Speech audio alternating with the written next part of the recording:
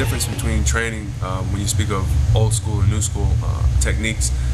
The old school is more about a lot of sparring, what I found at least, a lot of sparring and classical boxing, you know, using your jab, keeping your hands up, and doing the simple things that make a good boxer.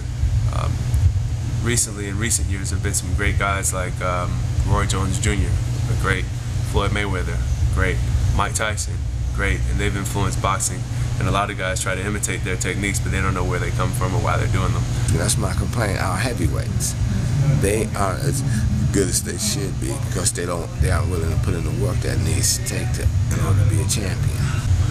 And also, a lot of modern techniques involve a lot more conditioning training, dieting, and supplements and things like that. But that's about the only difference I see. If you're trying to gain weight, of course you're going to eat foods that'll put weight on you.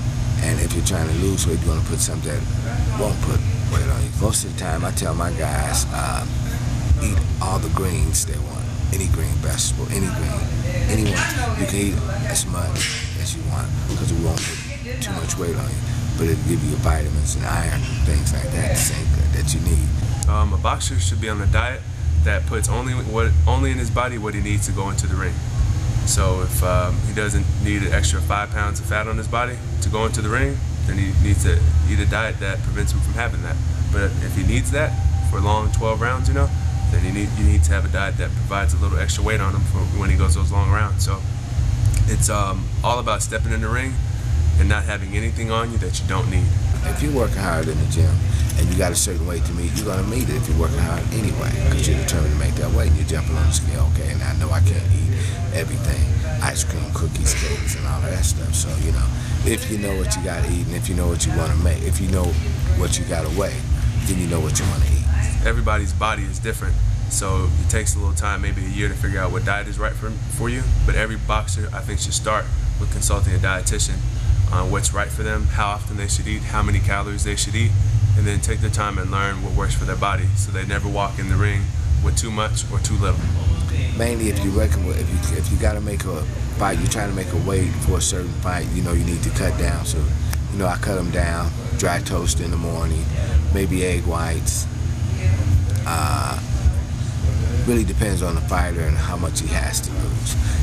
To be honest with you, when people talk about boxing being the sweet science, I don't know where that comes from, so I'm not sure what they mean. But from my experience, it's definitely a science. When I say a science, because there's technique involved. You have to look at angles, speed, precision, timing, your conditioning, how hard you're breathing, how often your heart's beating. Is it too fast, too slow? Why is your heart beating too fast or too slow? Why are you getting tired? And that all goes back to your diet. And your diet goes back to science. Every law of physics applies in the boxing ring. Every single law. So two forces collide, you know. So that's why when it comes to science, if you have a good understanding of science, then you can understand boxing really well.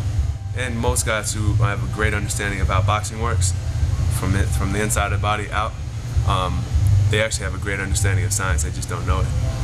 You gotta have the old school, because the old school you get this better snap in your punches.